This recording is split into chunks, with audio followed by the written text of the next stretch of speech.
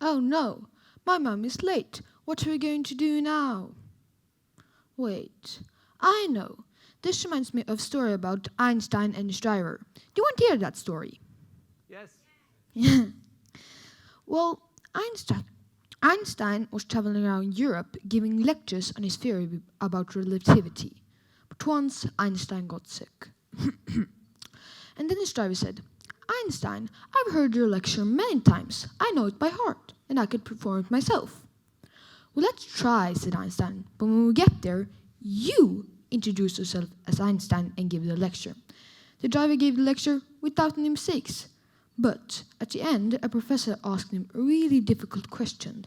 And then the driver simply said, Sir, your question is so simple that even my driver can't explain it. He pointed to Einstein, and Einstein answered the question. Luckily, I know my mother's talk by heart, and I could perform it myself. Once upon a time, my mom's a swimmer. A good swimmer, actually a youth champion in breaststroke swimming. But at the age of 15, her priorities in life changed, and she closed that door. She focused on other things in life, like software development. Now she works as head of development at NetEnt. She got married and got 3 wonderful children. Her life felt perfect. But after seeing her children enjoying the water, she thought about her own swimming life. And after a 27 years long break, she opened that door and started swimming again. She was swimming and she was happy. But as soon as she started swimming, she started to think about her medals. She knew it was a wrong way of thinking because effort should be rewarded, not the results. But she couldn't help it, and she started competing again. She knew she was not faster, but hopefully she was smarter.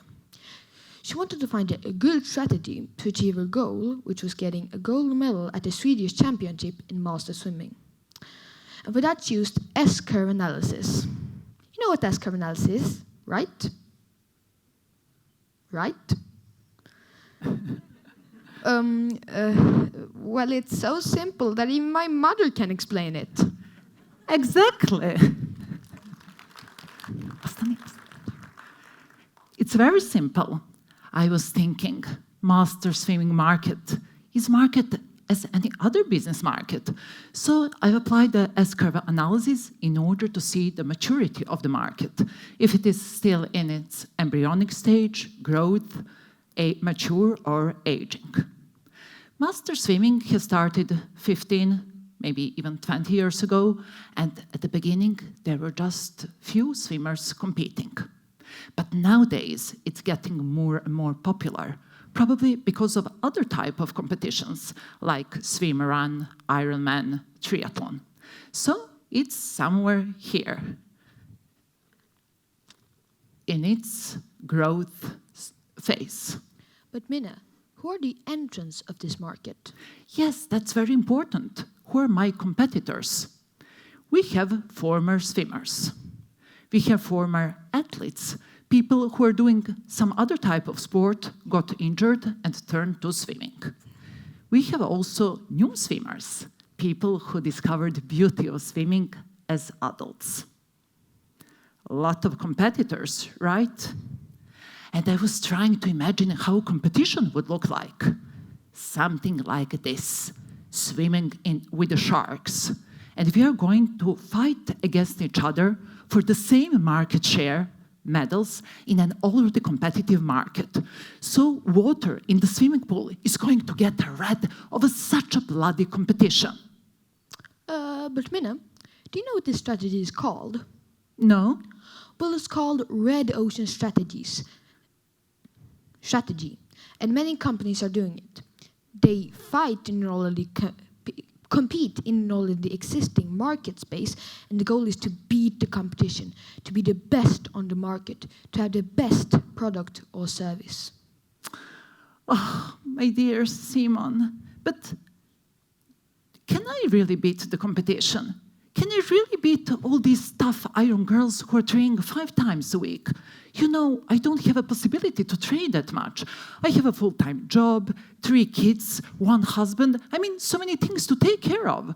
I don't have a possibility to train that much. Unfortunately, you don't. Wouldn't it be nice to swim like this dolphin, all alone in blue water?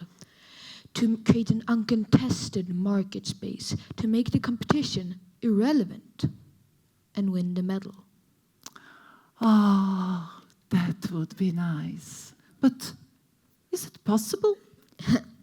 Well, yes, it is. If you apply blue ocean strategy proposed by Rini Marbon and Chang Kim. Exactly. I've applied this business strategy on my swimming competitions. And I can tell you, it resulted in a literary winning concept. So here it comes, my swimming in the blue ocean story. As suggested, I will start with the strategy canvas. I wanted to see in which competing factors my competitors are investing in and how much they're investing in. What is the offering level? I have chosen the following competing factors: training hard, freestyle distances, short distances, meaning swimming 50 and 100 meter, middle long distances, meaning swimming 200 and 400 meters, long distances, swimming 800 and 1,500 meters, and not my best discipline category means that even if I'm a breaststroke swimmer, I can swim some other disciplines. Let's see the strategy value curve of the former swimmers. It looks like this. Training hard, oh yes. They're training hard even if they don't want to admit that. Freestyle distances, oh, they love freestyle distances. If you're a former swimmer, regardless what was your main discipline, you're pretty good at freestyle. So they're getting a lot of medals in freestyle distances. Short distances, it's the same. Usually they're very fast and they're getting a lot of medals in short distances and they're investing a lot of that in short distances.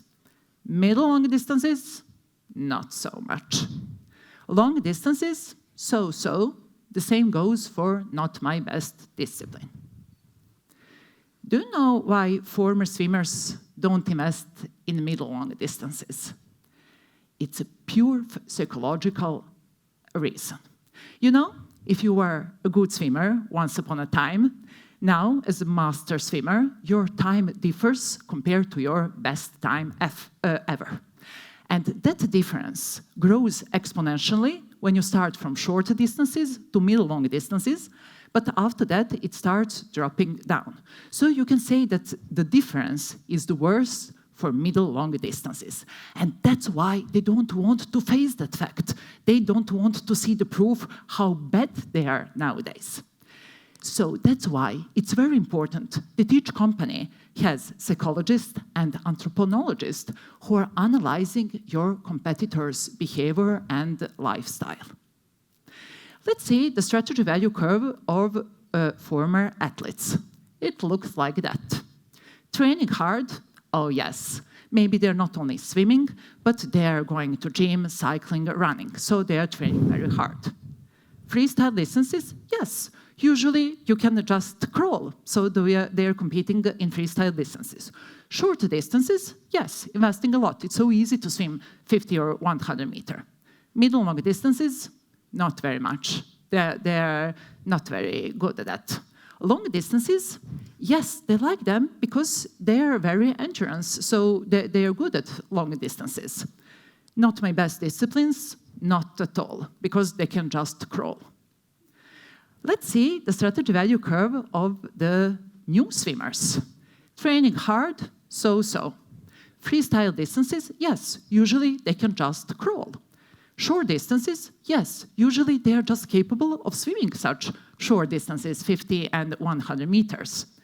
Middle long distances, no, they're not capable of swimming that. Neither long distances, neither not my best discipline.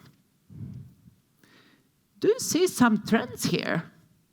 Can you see some trends in their strategy value curves? All 3 curves converge in the same manner. What does it mean? It means that all of them are competing around exactly the same competing factors, and they're investing approximately the same effort in each competing factor. So if I create my strategy value curve in such a way to converge in the same manner, what would it mean? That I'm going to end up in the red ocean, that I'm going to compete around exactly the same competing factors. So in order to find my blue ocean, my market niche, I have to create such a strategy value curve which diverges from all other value curves. Focus. Each good strategy has to have three things: focus, compelling tagline like Apple's Think Different, and divergence. Oh, I know that divergence is very important, but how can I introduce divergence in my strategy value curve? By applying 4 actions framework. You go for each competing factor and decide if you should reduce, eliminate, raise, or create for your strategy. Exactly. Let's see how I did that. So I started from the first competing factor, training hard. As I already said, I don't have a possibility to train hard. You know, full-time job, 3 kids, 1 husband, that story. So I will reduce that factor. Freestyle distances. Everyone is investing in freestyle distances. It's a typical Me Too product. I will completely eliminate that from my strategy. It's not worth doing that. It's not worth creating another Me Too product that all other competitors are doing. The same goes for short distances. But middle-long distances, can you see the beauty here? No one is investing in middle-long distances. So I will raise that factor. And I will create a new mindset for not my best discipline competing factor, so that I can compete in other disciplines, not only in my breaststroke, that is my main discipline. And I can tell you, that decision was very difficult from psychological point of view for one breaststroke swimmer, but I decided to do that for the sake of the good strategy. And here is my strategy value curve. Do you see? It diverges from all other value curves. I got even a compelling tagline, swimming in the blue ocean. But if I don't swim my breaststroke distances, which disciplines should I swim? You have to find the sweet spot on the market. The sweet spot is a unique place, something that is requested on the market. No one is offering it, and your company is capable of creating it. For this competition, the sweet spot are the following disciplines: 100 meters and 200 meters backstroke and 200 meters butterfly. Okay, tell me, am I done now? I've created my strategy value curve. I found the sweet spot on the market. Is it just to go and compete? Am I done now? What do you think? No, you have only analyzed the market. You haven't analyzed yourself. Exactly. I haven't analyzed what I can offer to that market. What is my main value proposition according to the Osterwalder's business model canvas? As a former swimmer, one of my main value proposition is that I can swim all 4 swimming techniques. And I can also swim all distances, theoretically. But is it really like that? To find an answer on your question, you have to apply VRIO Framework. You ask yourself these 4 simple questions and decide if you should go for it or not. Exactly. So when you have found the sweet spot on the market, you start with the first question. Is it valuable? Does it create a value? You don't want to create something that does not create a value. The second question is it rare? You don't want to create directly another Me Too product. The third question is, can it be easily imitated? Why this one is so important? Because even if you have found your market niche, blue ocean, you don't want that it gets read directly, that all competitors start doing the same directly. Because every blue ocean will get read sooner or later. So that's important that your offering should not be easily imitated. And the last question is, are is your organization capable of doing that? And that's also very important. Sometimes blue ocean strategy is presented by this nice picture with the two fishbowls. In the first fishbowl, you have a lot of fishes representing your competition, a lot of competitors. And the goal with the blue ocean strategy is to find an empty fishbowl, a new market niche with no competitors inside. So you can say that blue ocean strategy gives company strategy, gives direction to that fish, where it should jump. But equally important is another thing. Even if you found a market niche, no one is doing that. It's very important if you are capable as an organization of creating that. So you can say, that fish from the picture has to have muscles in order to jump to that fishbowl. Otherwise, it will end up somewhere in the between and you are going to fail. So let's see how I applied this VRIO framework. I started with the 200-meter butterfly. Is it valuable? Yes. It leads to a medal. Is it rare? Yes. Not many swimmers investing in it. Can it be easily imitated? No. No, it's really very hard to swim 200-meter fly. Am I capable of doing that? Unfortunately not. Not without hard training. So I've eliminated 200-meter fly from my strategy. 200-meter backstroke. Is it valuable? Yes. Is it rare? Yes. Can it be easily imitated? No. Am I capable of doing that? Yes, I will go for that. The same goes for 100-meter backstroke. So I've decided to swim to compete in 100 and 200-meter backstroke. But how should I prepare myself for that competition? I've applied the SWOT analysis on myself in order to find an answer on that question. I wanted to see what are my strengths, weaknesses, and threats on the market. My main strength is that I'm a former swimmer. For me, it's easy to compete. I know how the competition goes. What is the weakness? It's that backstroke turn. You know, it changed a lot during the last 27 years. When I was a child, you were swimming just like that, backstroke, and when you hit the wall, then you make a turn. But nowadays, you're swimming backstroke, and one stroke before you hit the wall, you have to turn on the stomach and make a half flip turn. And I'm not good at that, so it's my main weakness. What are the threats on the market? There may be some other smart girls performing the same market analysis. And now we are approaching to the last step in my strategy. It's not part of the blue ocean strategy, but it's part of my life philosophy.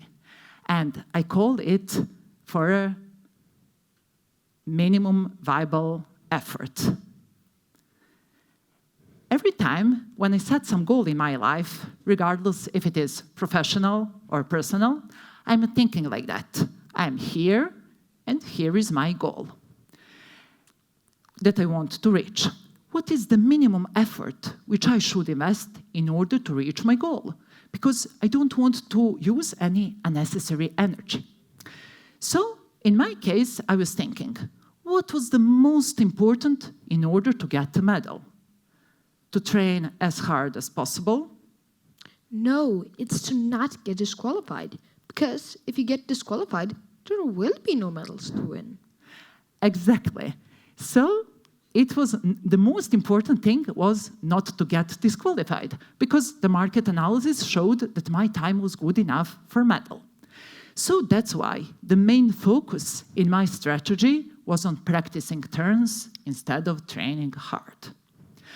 And then I organized my weekly training in that way. I was practicing turns instead of training hard. And then I competed at the Swedish National Championship in master swimming. How did it go? What do you think? Did you get any return of investment? Yes, I got my medals.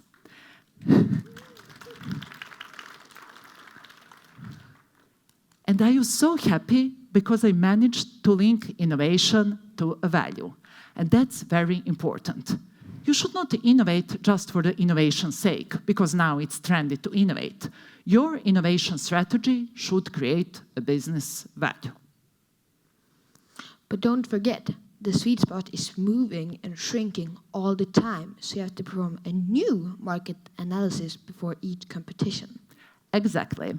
And since I was happy with my swimming in the blue ocean strategy, I've applied it for another competition. And do you know what I found out then? I could swim my breaststroke distances. The market analysis showed that.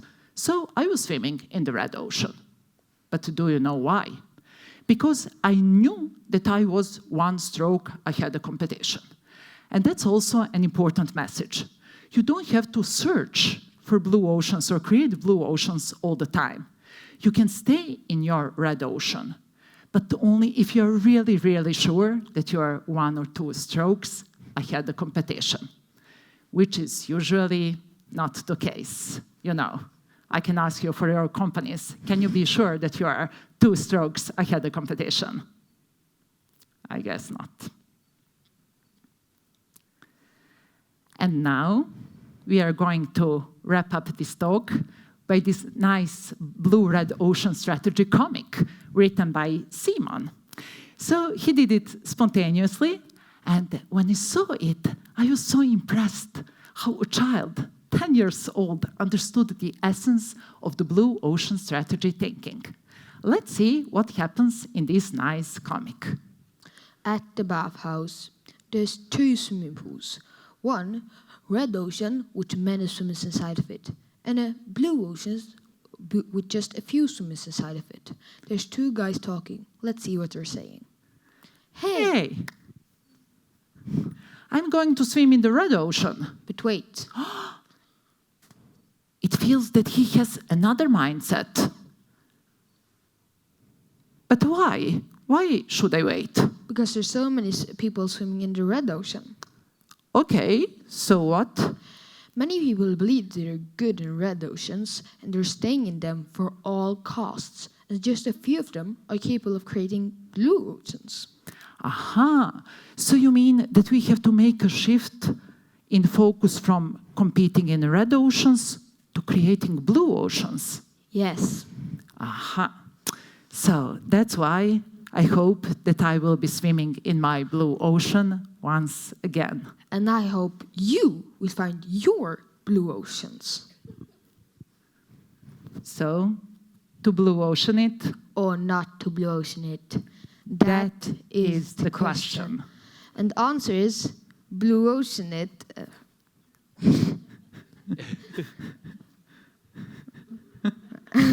As often as you can. So, Let's blue ocean it.